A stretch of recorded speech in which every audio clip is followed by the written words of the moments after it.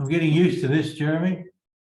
Well, you don't do it very well. I don't know. I'll have to get my little cap and yes, Rhonda. No, Rhonda.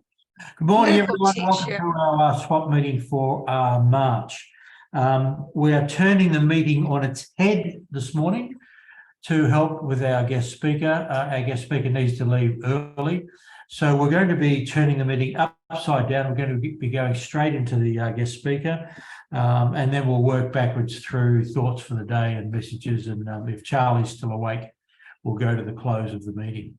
So welcome, everyone. Welcome, Charlie, the founder of the group. Glad to see you can join us this morning. Thank you very much. Our guest speaker, Paul, welcome. And I'm going to pass over to Jeremy to introduce our guest speaker. All right. So we've got a couple of wonderful female speakers today. Welcome, Stacey, and thank you, Janeen, for changing your name because referring to you as Paul would have been challenging. Janeen Cunningham is the Executive Director of Safe Haven Community. She's worked in financial services for over 25 years, like me, investment, retail banking, and has owned several businesses along the way and is a current director of Eteros Finance. Janeen is recipient of many awards, including Women in Business Social Justice Award, Women in Finance Manager of the Year, and is a Queensland finalist in the Telstra Business Women's Awards. She is qualified with a graduate certificate in business from Griffith University, Diploma of Finance, Cert 4 in Finance and Mortgage Broking. However, even though she's a capitalist, she has a sense of civic duty. Janeen has volunteered throughout the community for the last 15 years. She's coached state netball. She's raised funds for many charities who don't receive government funding.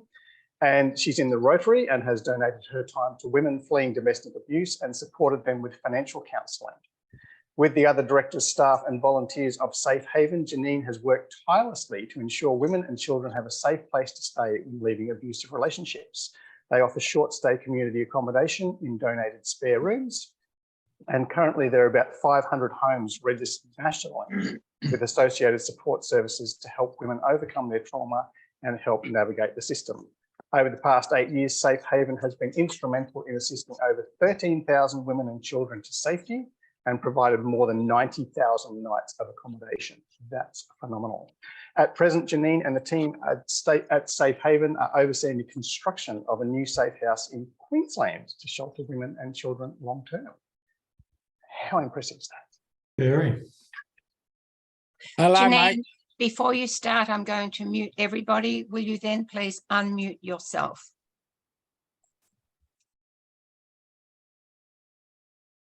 Beautiful. So, do I start? Yep. Yes. Thank you, Jeremy. That was very kind. So before I start, I would just like to say that, you know, if I do offend anybody, I'm not in that space to do that. If you do get upset at what I say, yeah, just turn off, and I do apologise. We do come from a space of actually helping women only. We have worked with men, but it's the industry is just so vast and there's just so much happening to women. We just can't help everybody, and we're under-resourced basically. So we just don't have the time to do that. So I guess domestic violence is one of those scourges on society, but unfortunately it just keeps happening over and over and over again. I guess most of you are in business, and if you had put money, lots of money into a certain part of your business that you wanted to do something and you had no results because the same thing was happening over and over again, you probably stop and go, you know, geez, I better not do that. So billions of dollars is placed into domestic violence, and it can range from coercive control being 1 and physical violence at the other end being 10 on that scale. And still we have women dying day in, day out. So last year we had 62 women who died. This year already we have had 11 women who have died, and we're just in the beginning of March. And these women have died from intimate partner violence. So people that they know, that they're currently living with, or people that were partners previously and that have killed them, basically. So one woman gets killed every 9 days. And that doesn't mean it's only women. There are men as well. And there's usually one male every 30 days. So it happens to both sides. It's just that there's more women being killed in that space. So that's why we decided to actually go into that space. And when we went into the sector and we realized, you know, most people get funding, and what all of you would hear about is physical violence. So what I just spoke about, those women passing away each year, which is horrendous, you know, 50 people. And like I said, I don't want to offend anybody, but if that was 50 soldiers who passed away, you know, there would be an outcry in society. So I'm not offending any of those people. I'm just saying in the context of when things happen, you know, women, nothing really happens. I mean, I guess, you know, last week a female died, and probably nobody knows what her name is, because it's just like water off a duck's back, because it's just, oh, another woman that's been killed in domestic violence. Anyway, her name was Janet Guthrie. So, you know, it's pretty sad when those types of things happen. So we looked at the sector and we thought, wow, you know, all those women dying. What about other parts of the sector? So coercive control is where we work. We don't work in the physical violence side, because coercive control is, I guess, abuse that happens to women and children, and you can't evidence the abuse. It's, you know, we live in a society where, you know, you have to evidence things to prove it, which is very, you know, in the olden days, very old fashioned, and that's what happened. But throughout the years, I guess you can see what has been happening. And it's really difficult to actually have a female who's been verbally abused, financially abused, psychologically abused, religiously abused. You know, there's a lot. The worst is financial abuse and sexual abuse. So you can imagine that women go into the police station and tell them that, you know, I've been sexually abused by my husband, you know, X amount of times per night for so many years. It's pretty hard for them to, because, you know, the police work on evidence, for them to actually, you know, take the report and support the women in that space. It's pretty hard, I must say, to, you know, being abused in those circumstances and to take a video of it or a photograph of it and then just take it to the police station and say, well, here you go. Here's my evidence. So what we do is try and support those women. The majority do not go to the police to report it because of the laws around evidence. So on average, there's 97% of women do not go to the police or to report it or go to court to take a perpetrator to court. 3% do. 3% actually go to court and actually fight for that specific situation. And out of that, sadly, 92% of the perpetrators get off.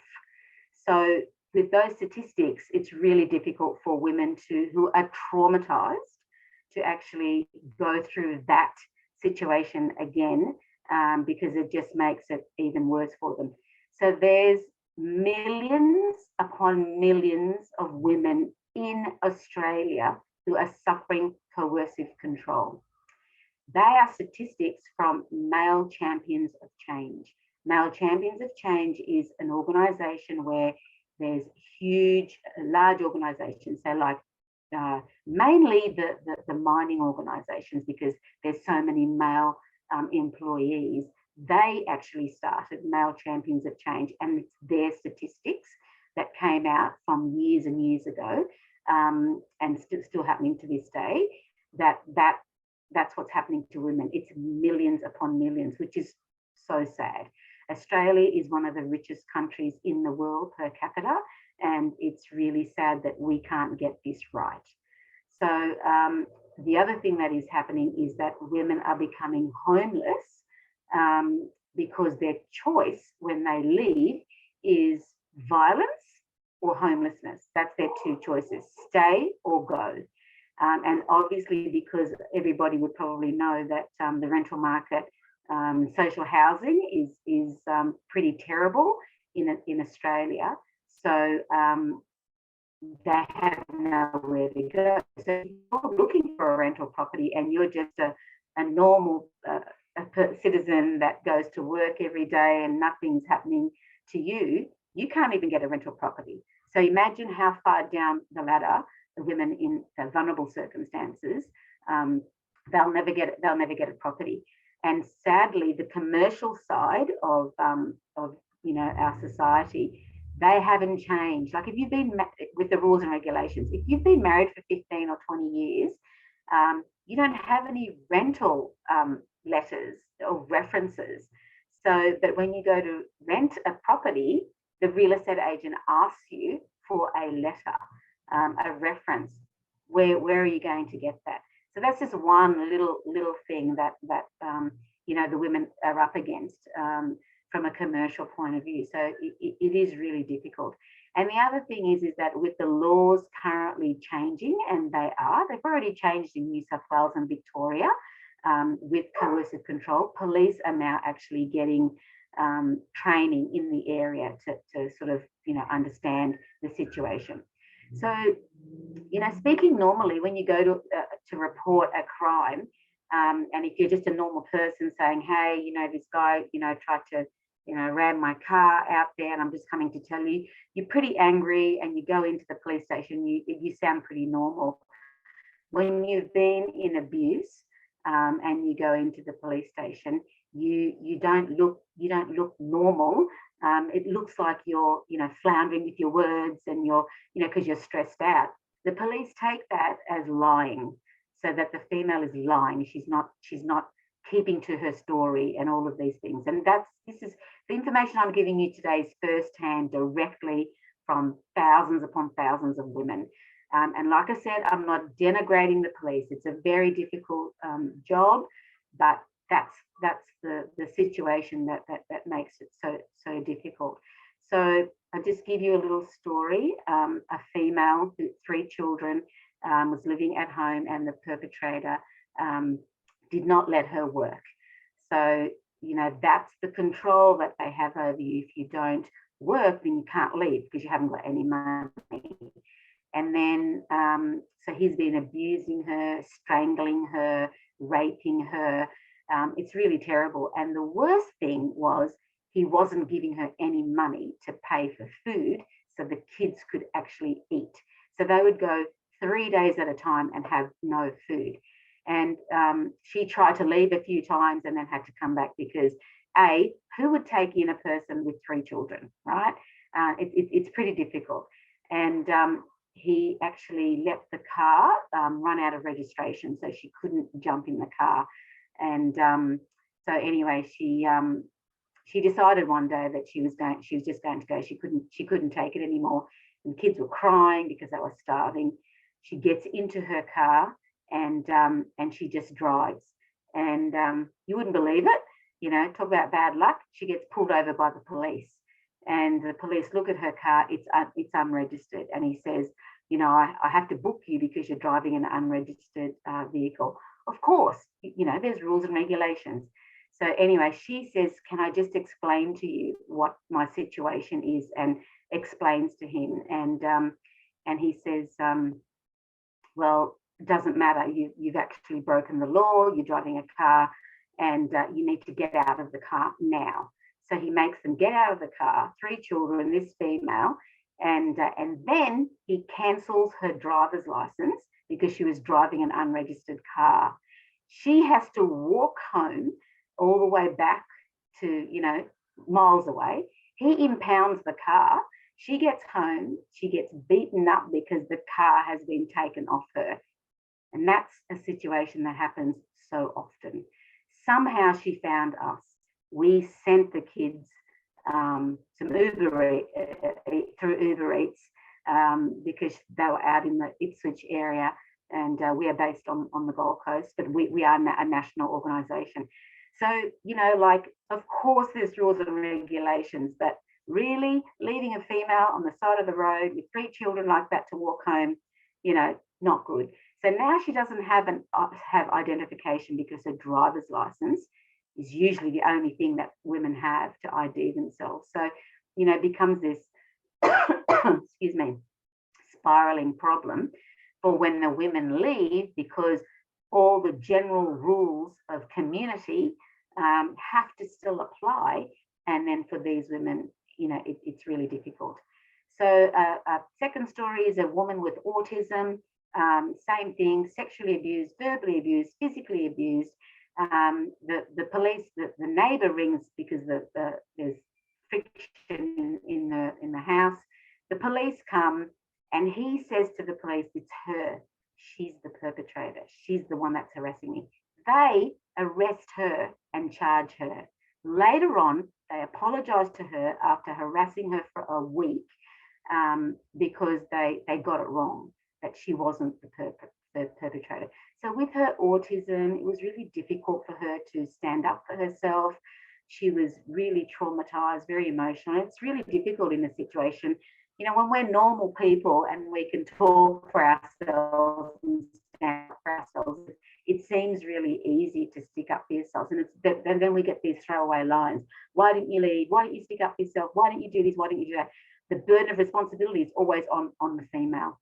So they're just some of the stories of the things that we have to listen to day in, day out. And it is really sad. So we have to try and get those women and to give them some confidence, some support. We don't get any funding at all. So we raise our funds in the community through generous citizens. That's why we have this model of people donating their spare rooms. There is a cohort of Australians out there. Look, Australians are very generous anyway. If ever anything goes wrong, Australians are pretty good. They'll put their hands up and help out no matter where the issues are in the world. So we had this whole host of people saying, yes, I'll take somebody. And it was sort of like, well, it's like my auntie coming from England for a week and, you know, staying for a week or two. And it's just like a guest in your home. During that period, we actually manage the women, we talk to them, we counsel them, we case manage them, we support them in, okay, have you got any money? These are the things that you can actually apply for. You can get this, you can get that. We help them apply for those things, and we explain to them, you know, certain things. So, you know, I hope no one from Centrelink is online, but this is one little thing that I tell the women to do. If you leave a perpetrator, you can actually get a crisis payment from Centrelink, because they realise now that the women have no money just to buy food or get a cab somewhere or whatever. And you know, it's not much money at all, but it's something. But the catch is that you have to contact Centrelink within 7 days of you leaving the home. So you've got 7 days. If it's the 8th day, like imagine Christmas, you know, Christmas Day, Boxing Day, all those. Imagine that period where Centrelink's not even open in some cases. There was women who had no money because Centrelink would not give them any money to just get through that period. So that's what I mean about the commercial side, when women have to actually put up with that. So I tell women that whenever they ring Centrelink and when they ask you a question, the answer always is yesterday. When did you leave? It was yesterday. You know, because I know it's a white lie and we shouldn't do that, but really in the scheme of things, it's a couple of $100. Is it going to kill the system to actually support those women, especially if they've got children? I had a woman last week who had 4 children and she was sleeping in the car. And because it was over that period, because she was so traumatized, didn't know what to do, she didn't get any money from Centrelink. It was too late for me to give my little spiel of the 7 days or the yesterday answer. But that's how difficult it is for those women. So we have to navigate the system for them, and I hope that they will call us so we can actually, you know, preempt their situation. Say to them, like, you need to ring this person and that person. So, you know, that because they just don't know. If you, like, I've had a job most of my life. If I had to go to Centrelink and fill a form out, I think I would have a heart attack because I wouldn't know what to do. So imagine a female in this situation, or a male, and if they had to leave, where do you go? What do? You just don't know. So we're in the sector. We can actually help those women, you know, along the way. So on average, it costs us about $400 to actually place a female into someone's home for a week. We also give them clothing. We give them toiletries, little bag, because most of them leave without their deodorant or toothbrush. We give them a $50 gift card, so they can actually, like a Coles or Woolies card, so they can go and buy some food. And we give them a $50 like a Kmart, Woolies type, Myer type thing, because most of them don't even have underwear to buy themselves or the children. So that just gives them a little bit of support for that period. So that $400 we have to raise constantly, doing fundraisers and so forth, because yeah, sadly, there's thousands of organisations like ours who work frontline services that we do not get any funding. The funding goes to large organisations who, you know, mainly work in physical violence. So I'm talking about Vinnies, you know, those types of organisations. And those organisations already get millions of dollars. I mean, most people would donate to Vinnies because they know the name. It's a religious organisation. So it's really easy for them to place an ad. We can't afford that. The small organisations can't put ads. So we would do things like this and talk to people like yourselves and let you know, because the thing is that this happens to 1 in 4 women. Chances are you know somebody or you've worked with somebody, or it's happening to you, and it's really difficult to know what to do. So if you sort of say, hey, listen, call Safe Haven, they will help you. We'll navigate them through the system. We have a very strict criteria of keeping those women on a scale of 1 to 10. We only take 1 to 4. And obviously it's because the risk is lower. If we're going to put somebody into your home, we don't want a perpetrator coming up your driveway. So only physically violent men will actually chase you down the street with a gun or wherever. Coercive control perpetrators do not do that. They want people to think that they are wonderful. They want people to know that, because when the female says, hey, you know, blah, blah is doing this to me, everybody goes, really? I've been to your home. He's fantastic. He's always, you know, wonderful, you know, a great host and all that. Really? So that helps himself, because, you know, it's just something that the woman tells somebody about, and then he goes, oh, you know, she's lying. So it makes it really difficult when the women are isolated because of that situation. So some of you might be thinking, oh my God, I wouldn't take somebody into my home. It's too dangerous. We have never had a breach in the 8 years that we have been running. And like Jeremy said, we have given 90,000 nights of accommodation on the smell of an oily rag, basically. I've got Indian background, so I'm really good at getting lots of money from people. Not lots, but, you know, not a gambler or anything, but I do try and get people on our sides and just say, we're a charity. The money doesn't go to my holiday account. It goes directly to the women to pay for this. Like, if you think $400 to help a female for 1 week, in our case, that's a lot of money, you know. And like I said, they're not going out to dinner, you know, going to Movie World or something. That's just basic needs, you know, for those women. So for us, we're just still trying to get out there and let people know that we're there. So you know, if the word is spread, I've been in business for many years, so talking to groups like yourselves, you know, that's what I knew. So that's how I went out and tried to get people to support us. We also try and have people, I find people who have conferences, seminars, events. It's International Women's Day, you know, this week, and there's events happening, and I ring them and contact them and say, you know, do you have a charity of choice? And they say no, and I say, wouldn't it be great if people came to your event and you had a raffle or $10 off each ticket went to a charity like ours? And a lot of them say yes and do that. And then we get 5 minutes on the microphone just to let them know what Safe Haven does. Not too intense, just to let them know that it's there. Chances are someone in the room will call me afterwards, and I get a dozen who actually, you know, will come to me and say, oh my God, that's what's happening to me. So so that's it from me. I hope that sort of gives you a little bit of a grounding. We have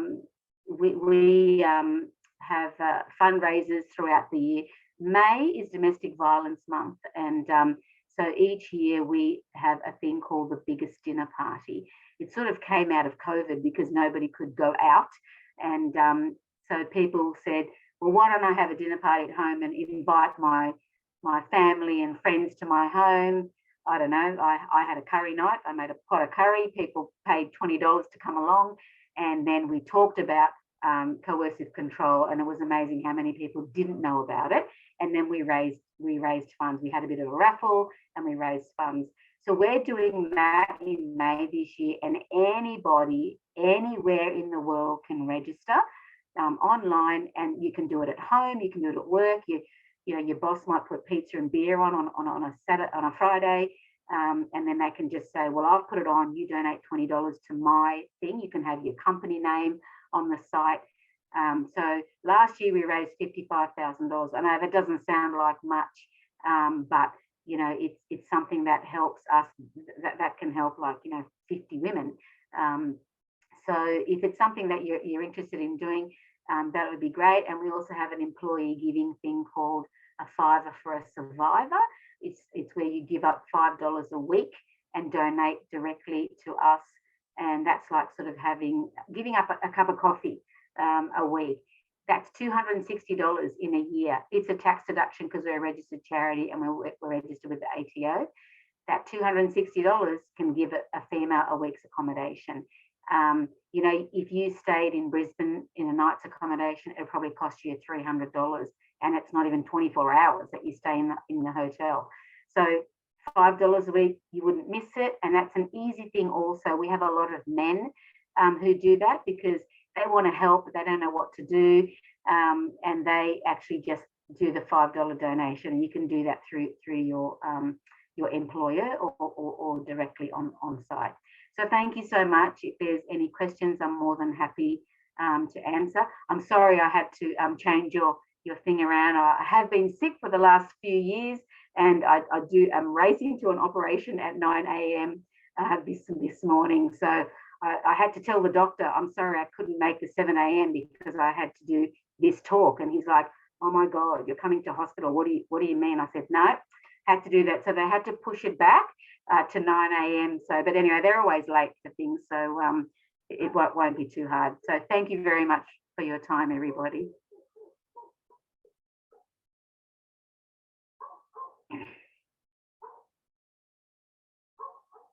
I think everyone's still on mute, so I don't know. Everybody's muted. Okay. Yep, we're undone. Thank you. Well done. Well done. Awesome. I'm in. Fiver is in. Yeah. Who's Maybe I'll thanking? do a tenner. I'll just have to work harder. So if there's any questions, I'm more than happy to answer, or you may not have the time. That's totally fine. I think everyone's still muted. Yeah. I think Janeen, everybody. Do a blanket unmuting, or? Can you hear me, Janeen? Yes. Janeen, I'm sorry I'm crying with this. You're a superwoman. Good luck with the operation today. The men have a lot to answer for.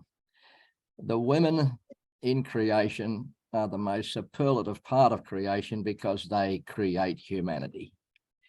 I don't think that men at large globally appreciate that.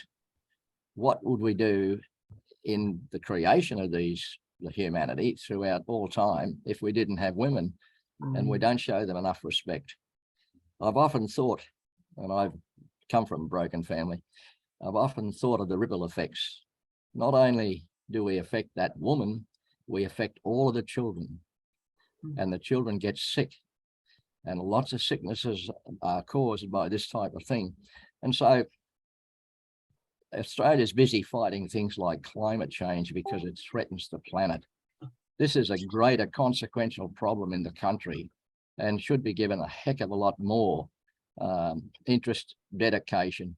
And I'm wondering whether we should talk to the government about having a special social security department that handles only this issue, because it's too widespread, it's too big, and it's destructive of the country. Because if we destroy the people, if we destroy the motivation and everything else that goes with it, the health, that's worse than climate change. And there's such a vast amount of money being put to protecting other sectors of the community, billions of dollars. It's time the government stumped up and said, hey, we really must address this issue in a big political problem. And so that's great, Luke. Thanks for that. My heart goes out to everybody. You are fantastic, lady. Good luck today. Yeah. Yeah. I've got a friend of mine whose wife is a psychologist, and she indicates that 95% of problems come from childhood. So the issues that you've raised, Janeen, can affect children for their whole life. So this is the tragedy of these things. Well done. Thank you very much for what you've shared with us today. And by the way, regrettably, thank goodness I was never married to this person, but I was a victim of a female abuse in exactly what you're talking about. Yeah. Just, swap positions. Terrible. You can't prove it. Police won't listen to you. Nobody will listen to you. You just, it's scary. And when then the police come along and for whatever reason and throw you out of your own house, wow, no clothes, well, very few clothes, etc., and you're out. So I understand very well, regrettably, how these women, situation. Well done, Janeen. Janeen, it's Greg Eldridge. I just made a comment on the chat while you were talking. I just want to thank you because you actually just told my mother's story. Mine too. Word for word. She left in an unregistered vehicle with 3 children under 6 in the back seat. I was the one of age, and we slept in that vehicle for 3 or 4 days. So it brought it back. And I just want to say thank you, personal thank you. I've worked through all that baggage, and my mother was my best friend, who I lost a couple of years ago, because we walked the journey together. But I just want to say thank you to you personally for what you wake up and do every day, because a lot of people won't recognise just the value that delivers. So thank you. Thank you. All right, we move on. Jeremy. How do you do it? You're thanking the speaker? Absolutely. Thank you, Janeen. It's something that I'm sure we've all heard of the story, and we usually hear of the story when it comes out. But hearing the stats, it's like 1 in 4. And it's just amazing. It's amazing. It's like if you hear of like a rape or a murder or a robbery or something like that, you don't hear of all the other ones that are hidden. And as you say, the coercive control can't be seen, it can't be proven, the person is not violent, they're holding down a job and acting normal, street angel as you call them. So that's absolutely amazing. I know there's a few people who are sort of messaging in the chat there saying, what's the link, where's the website? So we've given that to them. And there's a few people saying they want to join the Fiverr program. And I'm sure there'll be a lot of conversation about this. So thank you so much for giving up your time, particularly when you had a prior engagement. It's very powerful and love to hear more. Thank you.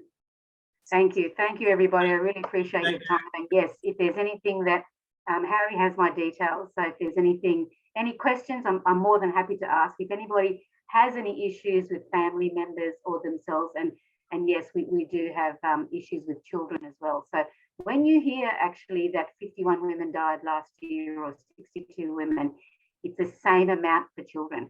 That unfortunately in Australia, they actually don't publicise that because of course it's children. But what happens is if you don't publicise it, then it's actually more damage. So we need to actually help those children. So that's a huge thing that we do as well. So so thank you very much, everybody. I really appreciate your time for listening to us, and onwards and upwards, and hope you all have a fantastic day. Thanks very much, Janeen. Thank you. Thank you very much. Bye. We move on to the upside down agenda, and we're going to introductions and thoughts for the day. Rhonda, it's with pleasure I announce that you're selecting the best thought for the day. So I hope you're prepared. And we kick off. Is Harry still online? Because Harry was at the top of the tree. Harry did have to leave. Okay. Yvonne, is Yvonne? Oh, yeah. Yeah. Okay. Yes. Luck. Oh, sorry. Yvonne Collier, Madison Training, helping. Actually, I'm in Zonta, and it's all about raising the status of women and girls. It's an organisation. We've got our International Women's Day breakfast on Friday. This whole problem is enormous, and I thought Janeen's presentation was exceptional. You know, it really was. And so she's gone now, but I did put a big thank you in there. Yeah, so luck is what happens when preparation meets opportunity. Good on you, Yvonne. Thank you very much. Mr. Martin Kennedy. Martin Kennedy, as you know, from last year, I was involved in a very challenging project. It's almost finished, another hopefully 6 weeks, and we're sorted, which is good. Means I can probably get back to swap business a lot more. My thought for the day is, in the midst of chaos lies creativity. Sorry. Good on you, Martin. Rhonda, your turn. I'm Rhonda Buttery, and I have 2 business interests. One is selling and teaching people how to use astrology software. The other is providing nutrients to help people build their immune system and have better health, especially into their later years. My thought today is from Ogmandino, who is one of my favorites, and I actually saw this man live in 1993. I will love the light because it shows me the way. I will love the darkness because it shows me the stars. Very good. Very good. Is our grandpa still with us, Charlie Nichols?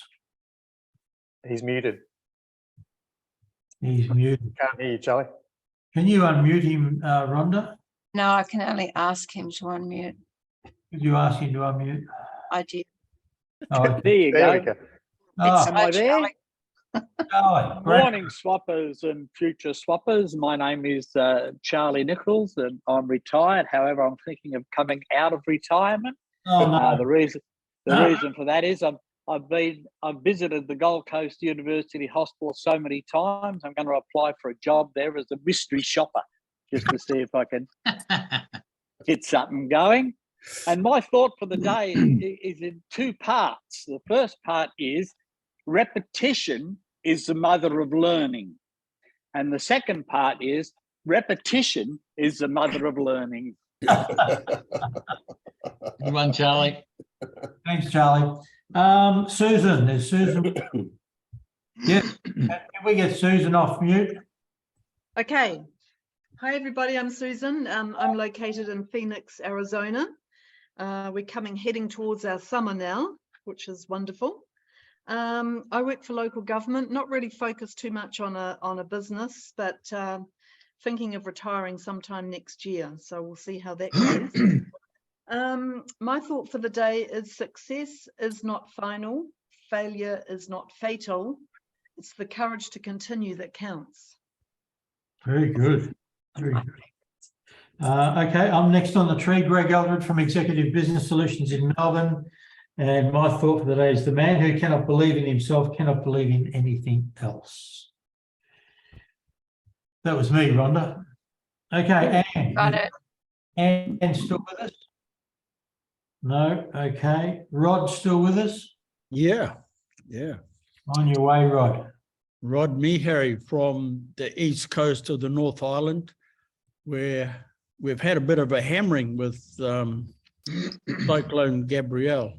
And so, but before I give you my quote, I'm retired, but my latest project is the ultimate coupling lock, the hitch post, and I'm selling them. My biggest problem is making the bloody thing. But anyway, it's all good. And so my quote going back to Gabrielle is that what goes up must come down. There's no more to that. That's simple. And global warming is that simple. You warm it up, you warm the sea up, the moisture goes up. Where does it, what happens with it? It comes down.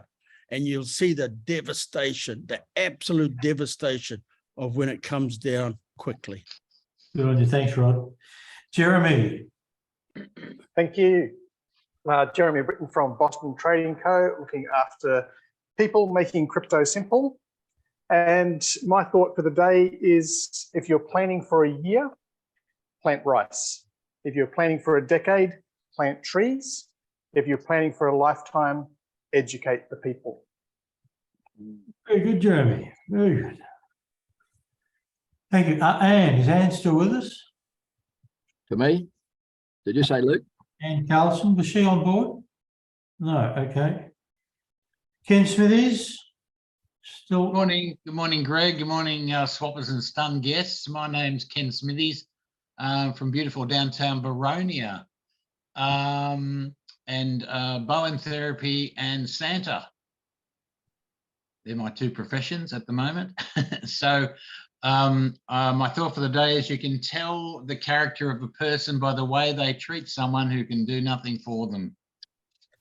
Very true. Very true. Thank you, Ken. Glennis is not on board. The famous Marts is still with us. Yeah, I'm still here. Once I get here, I don't go away quickly. So my name is Martz, M-A-R-T-Z, Martz Whitty. I hail from Ōtautahi. Some of you know that as Christchurch, Aotearoa, New Zealand. By day, I'm a business strategist, a professional speaker, and a whakaoina, or in the East Coast, North Island won't want to know what that means. It means rainmaker. Holy shit. I've just been ostracized by me mate Rod. Anyway, adaptive thought for the working, morning. Martz, it's working. Adaptive thought, adapted old one. Whether you think you can, whether you think you can't, shut up and just get on and do it. Yeah. Very good. Thanks, Martz. We've got Stacey on board. Can we get Stacey off mute? Stacey's got to do a thought for the day. I'm not sure she was prepared for that. That's all right. I've asked her to unmute. Here she comes. Hello, can you hear me? Yes, Stacey. Fantastic. I love being put on the spot. My name is Stacey Hausch and I'm your 5-minute guest speaker for today, and you'll hear all about my topic very soon. But thoughts for today: there's always 250 ways to solve a problem. Excellent. Thanks, Stacey. Derek Rowden on the list here, muted. Yeah, welcome, Derek, all the way from the UK. Can you hear us? Oh, Derek, there, do you want to take yourself off mute? Unmute yourself. Oh, how to do it. Is that right? Oh, there you go. Yep. Well, Hi, Derek. got here. Oh, how's everybody over there in the man. Sunshine Isle? It's your Yeah, well, five. It's your It's 5 about minutes. it's about 2 degrees at the moment over here, so that's pretty cool. And it's 10:30 at night here, so I'm here. This is yesterday actually, and I've just buried my brother last week, and so that's another little thing that's happened to me. I can't tell you about anything else that I've sold, but because I don't sell anything now because I'm over 90 now, so That's got me out of it.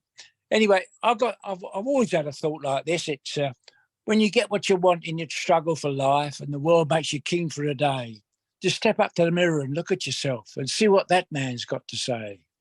For it isn't a man's mother or father or wife whose judgment upon him must pass, but the fellow who stands most in your life is the man staring back from the glass.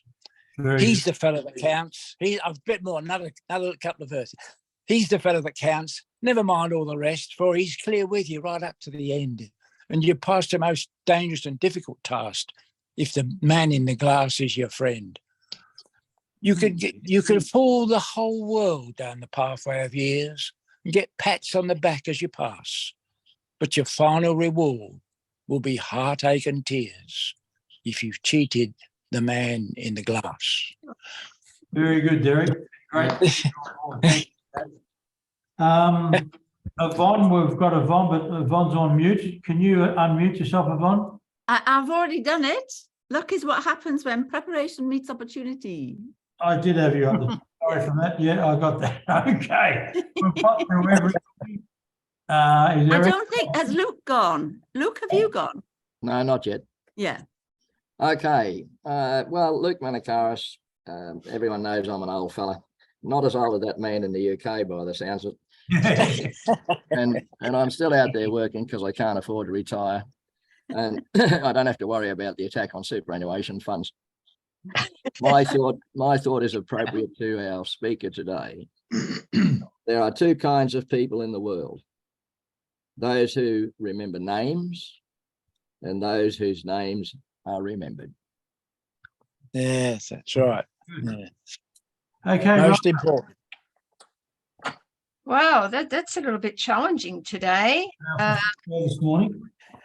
Yeah, well, Susan came up, well, she had a star to start with because that's my favourite quote of all time. But I was very impressed with Jeremy, and it reminded me of another of my favourite quotes. Martz, you were pretty well up there, maybe a commendation. And Luke, that was really good. But I think even though I took off 3 points for length, it had to go to Derek.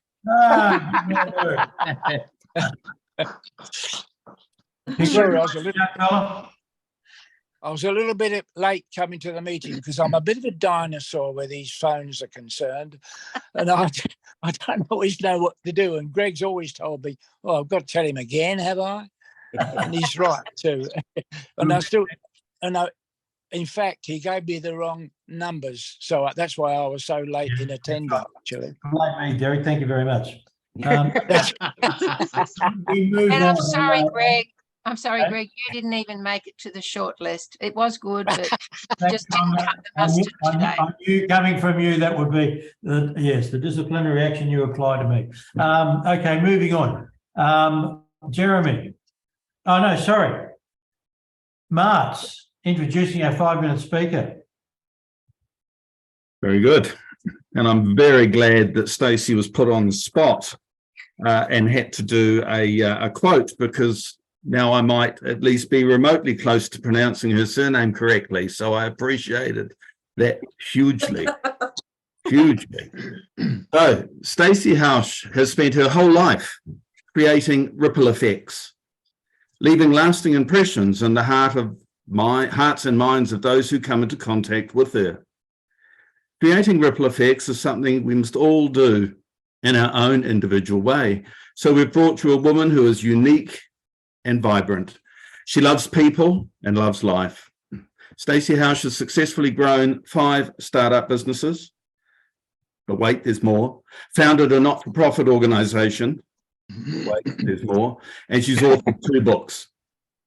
Creating ripple effects has been a major part of her success. As a social entrepreneur, 1 million woman ambassador, speaker, educator, and author, she's a free spirit, affectionately known as the game changer. With a large heartfelt vision, Stacey talks to us today about the Sleep Bus, providing a safe sleep for those experiencing homelessness. Please welcome, with rapturous applause, Stacey Hausch. Welcome, Stacey. Okay, thank you very much for having me here, and thank you to Jeremy Britton for inviting me to be here as your guest speaker today. I've only got 5 minutes, so I'm going to be very, very fast and quick. So far, currently, there are 645,000 people experiencing homelessness right now, and we are short on 645,000 homes. The social housing, there's an 8 to 10 year wait, and it could be longer for most people. And the reason the sleep bus has been brought to life is because some of the homeless people have actually been killed. They've been murdered during their sleep. There was a homeless man sleeping in Maroochydore behind the Westfield shopping centre there, and he didn't wake up one morning. Somebody had stabbed him. And unfortunately, there was a homeless woman sleeping in her car in Maroochydore, and they smashed through the glass of her window and beat her to death. And because of this, one man decided that the homeless needed somewhere safe to sleep, and so invented the sleep bus. This was all his idea, and it's just taking normal council buses and turning them into a place for people to sleep. And I've actually done my caretaker's training for the sleep bus, so I actually do the caretaking. I can sleep over in the bus, and I actually put all the homeless people away into their little sleep pods. So a sleep pod has got a bed which just touches all the walls, so there's no room in here. There's a camp toilet, there's a fire extinguisher, there's a fire alarm and air conditioning. They can plug their little mobile phones in to charge their mobile phones overnight, and there's a little light in there as well if they need to. They also get an iPad that has catch-up TV on them, and they can sleep on that. A sleep bus sleeps 9 homeless people for an evening. It arrives at 8 o'clock at night at the designated spot that it's been designated to by council, and you've got to have a parking permit for that. And then at 7 o'clock in the morning, they get a wake-up call and asked to leave the bus and go on with their day, basically. So what we're looking for at the moment currently, a couple of my caretaking shifts that I've done, we actually had to turn homeless people away. We were actually full. We had a full bus, 9 people sleeping, and more people turned up going, "Can I get a bed for the night, please?" And I actually had to say, "I'm sorry, but we've got no more beds. We actually have to turn you away." And it's actually quite heartbreaking to do that. Anyway, the sleep bus has opportunities. We want to bring a sleep bus to Nambour. And I personally have spoken with the Nambour Community Centre, and we've spoken with the other community centres in the area, and we're going to work collaboratively together to bring the sleep bus to Nambour. We've spoken with David Law, who's the Community Development Officer for the Sunshine Coast Council, and he has said that, yes, he approves the sleep bus, and he's getting us the parking permits and the street that we can park the bus on as well. So he's actually doing all of that in the background at the moment so that we can do this. And of course, as the caretaker, because I'm right here, so the caretaker's training is already done. Sleep bus takes $100,000 to actually build one of these things. And what happens is we actually put on the side of the bus your business logo saying the build has been sponsored by, this bus has been built by ABC company. And if a few companies want to do this and come together and collaborate on this, we actually do a circle where we actually divide that circle up and put all of your little business logos on there. So we can have up to 5 businesses sponsoring a sleep bus and getting more homeless off the street. Currently, we have given over 550 safe sleeps. Every homeless person gets put into their little pod at night, and the caretaker locks the pods away. So every homeless person has a tiny little section, and they're all locked into their own little pods. The only person who can lock and unlock those doors is the caretaker. If the homeless person wants to leave during the night, they're very welcome to. And we always say, you're here for the night. If you want to leave before 7 o'clock in the morning, just radio us. So we were all on walkie-talkies, and they can just walkie-talkie through and go, "Hey, can you please open my pod? I want to go out." Once you leave the bus, that's it. There's no coming back. We take all homeless people. We look for reasons to put them onto the bus. And we get all sorts of different people. We have a woman She turns up in her Mercedes Benz every night, very well dressed, nice corporate suits. She gets on the sleep bus, has a good night's sleep, then goes to her job in the morning. We have some other people who are very, very homeless and have been homeless for many, many years. And they come onto the bus, have a good night's sleep, and then get on with their day, whatever they do. We've also got people who are waiting for accommodation. So they put in their housing applications and they're waiting to get into social housing or government housing or even just temporary housing. And while they're waiting for their application while they're waiting for actually a house to become available or accommodation to become available, they actually come down and sleep on the sleep bus. And they go, I'm here, I've got my application in for housing. We're just waiting for me to get one of those rooms. We've also got people that go and sleep on the beach at night. We've got a little girl, she goes, sleeps on the beach during the day and comes up, sleeps on the sleep bus at night. So we get men, we get women, we take pets as well. We've got one guy, he likes to come, he has 2 dogs. So 2 dogs go into the sleep pod with him as well. If they've got pets, into the sleep pod, all their belongings into the sleep pod, everything goes into that sleep pod and you get locked in for the night. Everything's air conditioned and there is security CCTV footage around the outside of all 4 sides of the bus as night as well. So they are pretty safe, including the caretaker. The caretaker is safe as well. So as a caretaker, we don't leave the bus until 7 o'clock in the morning. We stay on that bus and we're locked into our little caretaker pod until it's wake up time in the morning. Anyway, this morning, because we want to get a sleep bus like Nambour, we are asking for people to sponsor the sleep bus. And Jeremy asked me to come here and speak to you guys this morning. So I'm putting it out there. There's some businesses out there who would actually like to sponsor a sleep bus, knowing that we've already got the council on board, the parking permits are on the way, and our community centres in Nambour are collaborating and making sure that we've got the area for the bus to go ahead. We've done most of the preliminary work and all the groundwork, and we're just looking for that sponsor now to come on board and actually make the sleep bus happen. You can actually see the whole thing. You can go to the website, sleepbus.org, and you can actually have a look at how it all works and where your business logos will be located on the side of the bus and the back of the bus as well. So thank you very much. I'm pretty sure 5 minutes is up by now. So if anybody knows anybody would like to sponsor one of our sleep buses, we would be greatly, greatly appreciated. We would get some more, we offer more safe night's sleeps for those who are sleeping rough. And unfortunately, we've even got people sleeping on the sleep bus because there's just no housing available. They've actually got good jobs, but they've got no house. There's just not enough housing. And we're trying to offer safe sleeps as much as we can. So thank you. Stacey, thank you very much. Thank you for that. Great. Jeremy, is there anything you want to contribute? I was just going to nominate you for sponsoring a sleep bus, putting your logo on the side, and I might be able to put my logo on the other side. It's amazing how you push me around, Jeremy. You're getting a little bit like Rhonda. So yes, yes. Stacey, I've just sent a note there for Jeremy to put this up at the committee meeting for us to discuss. So we'll put it up for a discussion point, and can't guarantee, but we'll see what we can thrash out of or who we can beat up at the committee meeting. It'll probably be me. So thank you. Thank you very much for that. We're moving into general business. There's nothing really to share with you this month, other than behind the scenes, we're starting to work on a convention for 2014 over to the Philippines.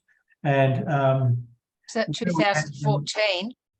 Sorry, 2014, 2020. What year am I in, Rhonda? 2024. Thank you. Thank you. The year of the endless loop. 2024. We haven't selected the date just yet, but I'm just putting it out there to share. It will be based on a social and a business charter in conjunction with Mike in the Philippines, who lives in the Philippines, who works in the Philippines. So if anyone's interested in business in the Philippines or wants to have the social side of it, that will be announced to the group later in the year. We're coming to a close. I'm going to call on Grandpa to finish off with, I'm alive, I'm well, I feel great. Have a fabulous month ahead. Thank you, everybody, for what you've done for this meeting. Great meeting. Charlie Nichols, over to you to take us out, my friend.